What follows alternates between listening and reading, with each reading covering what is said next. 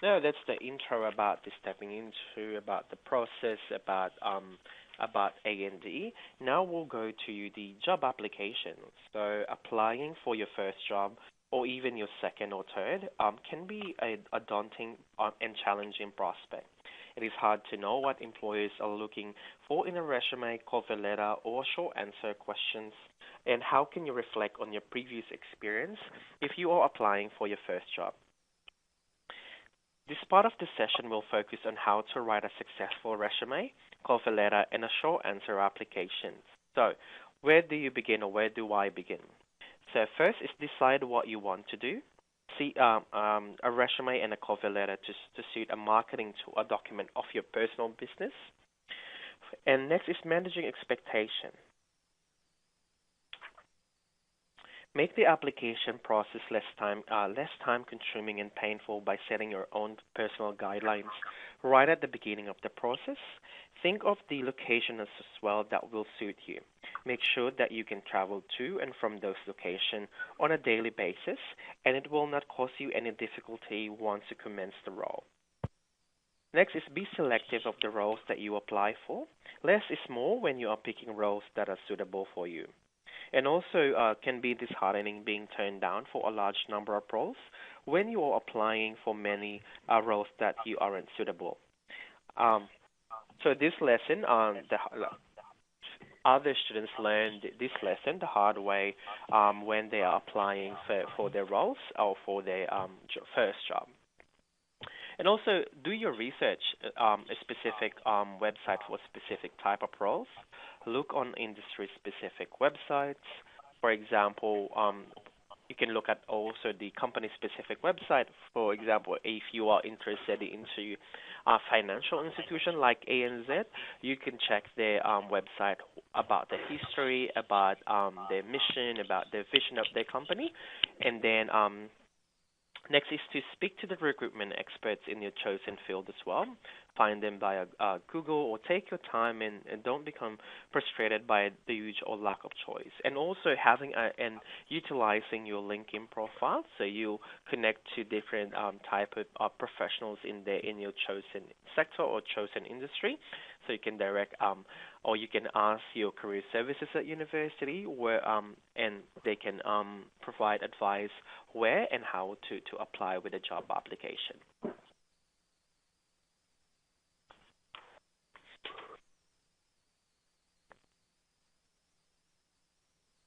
So next is the cover letters. How to craft or what content or structure should you use to for your cover letter. So the aim of the cover letter is to introduce yourself, encourage the reader to discover more about you, and convince them that they should interview you. Offer additional information that wouldn't be covered in your resume. For example, is what attracted you to this position or program. Say why you want the job and what attracts you to the employer or company, and how the role or company aligns with your professional goals and personal values. Cover letters should be customized, targeted to a specific job, addressed to a real person. Avoid the temptation to send out a generic one size fits all letter. Demonstrate to a potential employer that you understand the job requirements and can do the job. Include key skills and experience that you have that match the job description. And also make sure that the main key points of your cover letter is to introduce yourself to the reader, respond to the requirements of the job, and attract the reader's interest and refer them to your resume.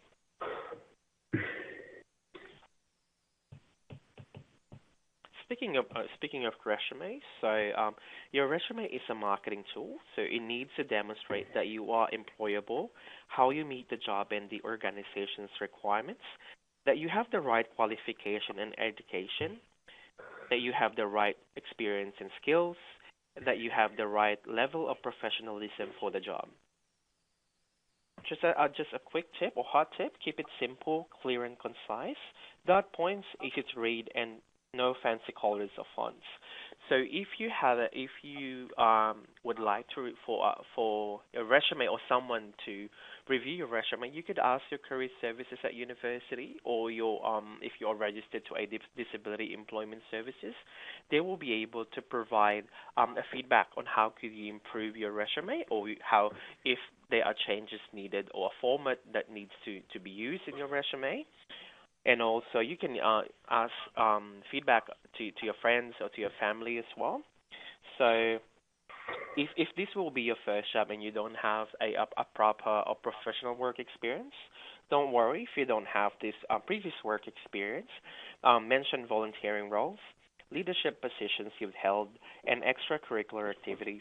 So, what skills have you gained from these experiences? Teamwork, probably, or time management. If you want to put hobbies or interests, make them relevant to the job or industry and show how they have helped you to build that relevant, useful skills that can be transferable.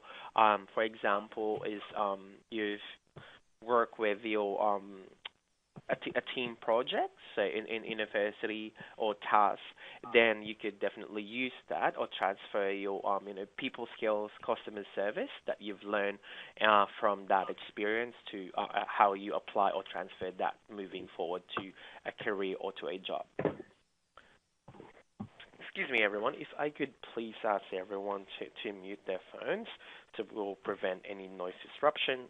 Again, as I've said in the beginning, there will be a opportunity for you to unmute your phones by the end of this session to ask questions, or you can type your questions to the live chat function, and Sneha will be able to answer that for you. Thank you. Next is the short answer questions. So many applications these days require you to answer a set of short answer questions addressing a selection criteria. These questions are carefully worded to explore your background, knowledge, and skills in areas particularly relevant to the position. This is an important part of your application, so it's crucial you take the time to answer each question directly. Don't go off topic, don't waffle. Hiring managers are looking for a very specific answers. For each criterion, delve into your work experience and come up with an example that demonstrates the particular skill that you are being asked for. Recruitment teams are often looking for examples where you've demonstrated delivering results, adapting to change, formulating strategies, analytical thinking, teamwork, leadership, and customer service. And also, can you think of any situation where you have demonstrated this type of skills? Then you will need to clearly make the link between what you can do and how it relates to the job. Think about how you meet each selection criterion and list all examples are relevant of skills, experience, incidents, training, and personal qualities. Always show evidence using examples. If you don't have any actual experience, use other relevant experiences, such as something you have done at university for a voluntary organization or a club to illustrate your capacity to undertake the work required. So star responses are helpful guide in writing your responses. So we will discuss that. We will go into the star technique shortly. So again, the short answer questions. So the main point that you or hot tip that you could take on to this is make sure you describe your point clearly and make the link between what you can do and how it relates to the job.